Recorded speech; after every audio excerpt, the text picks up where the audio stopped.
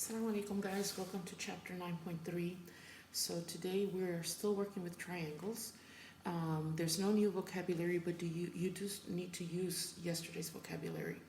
So for today, you're starting to learn how to solve for unknown angle measures and also side length measures, but by the understanding of your labeling and classifying of triangles. So your instructions are to write and solve equations so that you can solve for x and for y. So here we have two images. Let's start with the first example. So we see that we have a triangle, and now they're starting to give names to angles. For example, this corner right here is called angle E, this corner up here is called angle F, and this corner down here is called angle G. So the triangle is called triangle EFG, okay? So they're asking you to solve for x and y. So notice that it has the tick marks, right? Now with the tick marks, it is understood since two of the sides are congruent, you go to yesterday's definition. If two sides are congruent, that means it's an isosceles. And if it's an isosceles, two sides are congruent and two angles are also congruent. So classify it first, and then use that classification to help you solve. So since both sides are congruent, we're going to go ahead, and by the way, this is supposed to be y up here. So we have 12 feet for the side, y plus 3 feet for the other side. And since it's isosceles, we said they're congruent.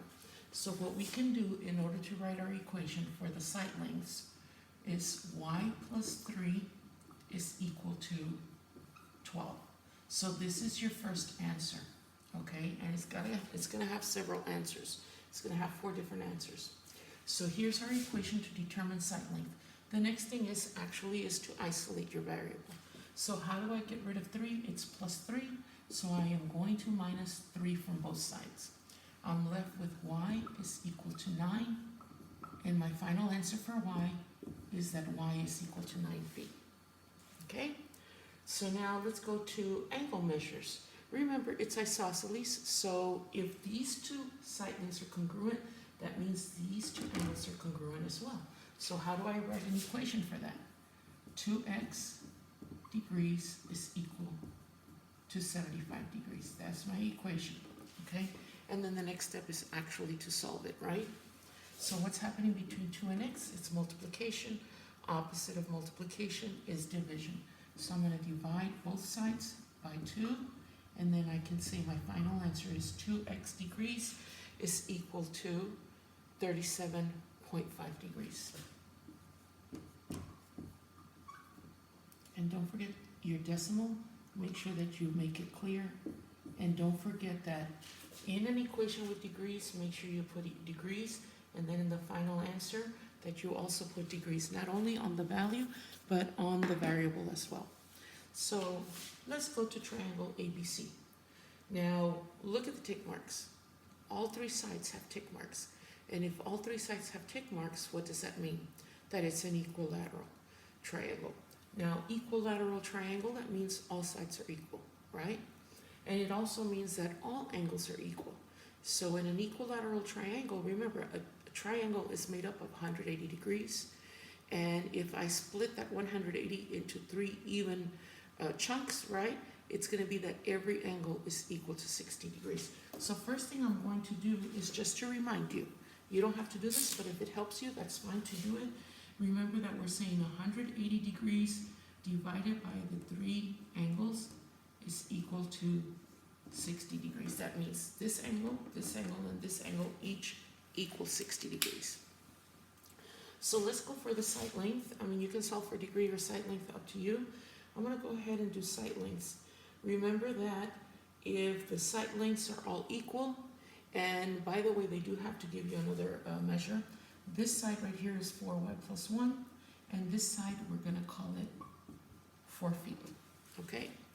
So we can say 4y plus 1 is equal to 4. So here is our equation for side length. Then the next step is actually to solve. So I'm going to subtract 1 from both sides. I'm left with 4y is equal to 3. And then the last step, I need to divide both sides by 4 because 4 and y are being multiplied. Opposite of multiplication is division. So I can say that y is equal to 3/4 feet. Okay? So now for my angle measure. Remember we said that angle measures every single angle is equal to 60 degrees, right? So I'm going to go ahead and use that information and write up my next equation. My angle right here is 15x degrees. So my equation, 15x, and it's in parentheses degrees, is equal to 60 degrees. So here is my equation. Next step, go ahead and isolate your variable. So what's the opposite of multiplying by 15? Is actually dividing by 15. And then my final answer, what is 60 divided by 15? It equals to 4. So I can say that x degrees is equal to 4 degrees. So more than anything, what are you using? For this lesson, the properties of isosceles triangles, 2 sides are congruent, therefore 2 angles are congruent. In an equilateral triangle, 3 sides are congruent, therefore all 3 angles are congruent. And if that's the case, each angle in an equilateral triangle equals 60 degrees. So let's go for the next problem. So I'm going to twist you this way. And here we go. We've got another triangle. Okay. We've got another triangle, and this triangle is JKL. Now this side is 11.9 meters. This side is 5y plus 0.4 meters. Okay? Then it's an isosceles because of the tick marks. This angle measure is 7x plus 1. This angle measure is 29 degrees. So whichever one you want to solve first, whether the degrees or whether the side lengths, right? So let me twist you so you can see me as well. Now my side lengths, let's go ahead and do side lengths first. So I have 5y plus 0.4, okay, is equal to 11.9. Here's our equation. And then the next step, go ahead and isolate. So first thing I need to do is subtract 0.4 from both sides. And I'm left with 5y is equal to 11.5. And then the final step, go ahead and divide both sides by 5. And if you divide 11.5 by 5, and I'm not going to show you how to do that because you should know how to divide, right? So 11.5 divided by 5 is 2.3. And don't forget that it is meters, right? All right. Next one, the degrees. Remember, it's an isosceles, therefore the 2 angles are congruent. And in my equation, 7x plus 1, in parentheses with a degree, equals 29 degrees. Next step, get rid of the 1. You don't touch the variable. Get rid of the 1 first, and then you can divide by 7. So subtract 1 from both sides. 7x is equal to 28. And by the way, this is our equation for the degrees. And then go ahead and divide by 7. X degrees is equal to 4 degrees. So notice that every problem, guys, every problem has 4 answers. 2 equations and then 2 final answers. So here we go. We've got a word problem. How can you see it as a real world issue? So they're saying a picture frame is in the form of an equilateral triangle. They want you to write and solve an equation so that you can determine the value of x. So here's our picture frame, and they gave you that one of the angles is 4x plus 2. Now in the word problem itself, since this didn't have tick marks, go back to the word problem. What did they classify as at?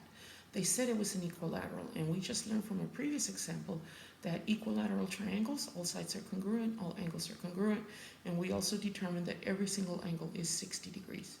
So the next thing I'm going to do is go ahead and write my equation. So it's 4x plus 2, and don't forget that it's in parentheses degrees, is equal to 60 degrees. So here is my equation.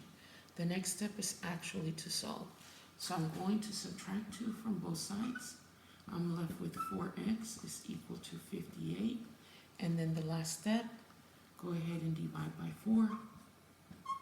And if you divide x by 4, and I'm going to tilt you a little bit, guys.